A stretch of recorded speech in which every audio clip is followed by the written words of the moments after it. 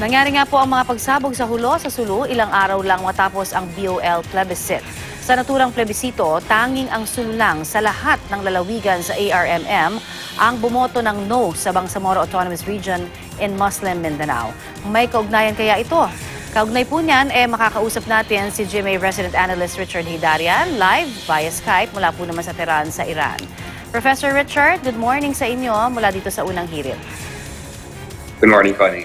Hindi ba maituturing na ironic ko, no, Professor, na kung kailan nanalo ang BOL na ang layunin kapayapaan, saka naman nangyayari ho itong ganitong mga pagsabog.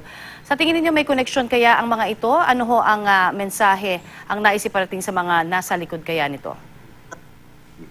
Well, wag natin kalimutan na second major terrorist attack ito this year so far, no? Yung meron tayong on the New Year's Eve, so almost second major attack dun sa Cotabato City 3 weeks earlier. So ito yung second major attack na nakita natin. So meron tayong isang attack before yung first trench ng referendum ukol sa BOL at ito naman a few days after nung BOL.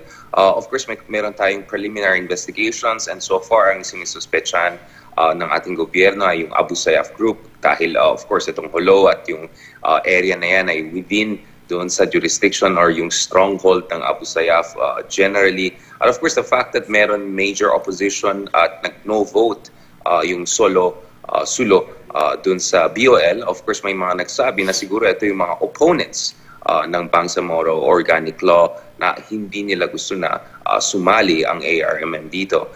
Dahil dyan, of course, mahalaga na hindi hayaan ang mga tao dyan sa ARMM at yun din ang sinasabi ng liderato ng ARM at of course mga tao sa Mindanao, hindi nila hayaan na yung mga ganitong terrorist attack ay na-undermine nung proseso kung saan magta-transition ang Mindanao, Muslim majority region sa Mindanao into a Bangsamoro region.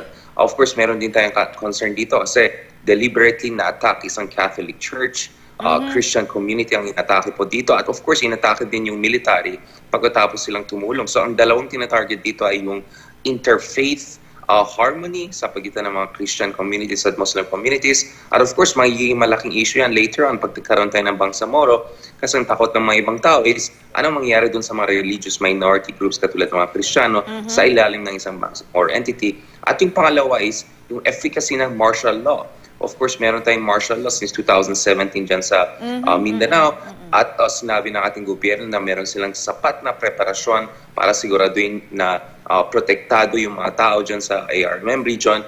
At of course, ito, nangyari itong incident na yan, itong Sunday massacre na to. So of course, sasabihin ng tao dyan whether yung martial law ay effective, no? At yung ating liderato at authorities dyan, defense authorities dyan, ginagawa nila yung sapat para maprotektahan yung ating taong bayan dyan. Especially because in a week na naman, meron na naman tayong second trench doon sa ating referendum, doon sa Lanao del Norte at saka Cotabato, North Cotabato. Okay, na-mention ninyo na syempre talagang meron din talagang nabanggit kanina na maaring ang gumawa nito ay Abu Sayyaf, sabi po ng AFP yan. Pero anong tingin niyo, meron bang international group kaya na maaring involved din dito, Prof? Yes, I mean, clearly yung Abu Sayyaf ay nag-pledge na po sila ng baya or yung kanilang loyalty dun sa Islamic State, no? At of course, natalong mga Islamic State-affiliated elements, yung Maute brothers, napatay na po sila after yung kanilang effort na mag-take over ng Marawi. So, of course, ang gustong gawin ng mga ISIS-affiliated groups sa Pilipinas, gustong gawin ng Abu Sayyaf na ipakita nila na andun pa rin sila, buhay pa rin sila, at still capable po sila ng ganitong terror attacks, no? So of course, mahalaga rin para sa kanila if totoong Abu Sayyaf ito to show force, no? Dahil dyan, of course, mahalaga na hindi rin magkakaroon ng religious strife, no, or major disproportionate response galing sa gobyerno kasi yun talagang gusto ng mga terrorist groups. Panghuling katanungan na lamang, Professor, ano yung sa tingin ninyong nararaapat na reaksyon o direksyon ng gobyerno matapos po mga pangyayaring ito?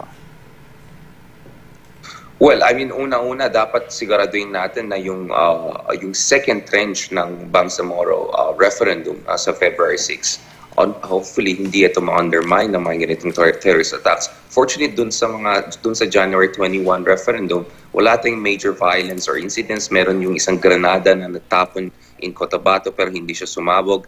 So we had a much more or less very peaceful no dun sa first tranche ng referendum. So sana yung second tranche walang major incident mangyari. But I think yung challenge talaga is in the long term kasi mukhang papasa talaga itong Bangsamoro Organic Law at kasama rin dito yung Cotabato. So ito ay magiging long-term challenge sa atin. At ang question sa atin is, dapat ba yung martial law dyan sa Mindanao indefinite habang nagta-transition tayo sa Bangsamoro or hindi? At of course, dapat titignan natin gaano ka-effective yung coordination sa pagitan ng MILF at saka yung ating government forces. At wag natin kalimutan, even under Bangsamoro, yung law enforcement and security ay hawak pa rin ng Manila, no, ng national government, not necessarily yung MILF at saka yung authorities sa Bangsamoro. So yung coordination na yan dapat ay tuloy-tuloy pa rin. Alright. Maraming pong salamat sa inyo pong binigay sa aming oras dito po sa Unang Balita. Yan naman po si Professor Richard Haydarian, ang ating GMA Resident Analyst.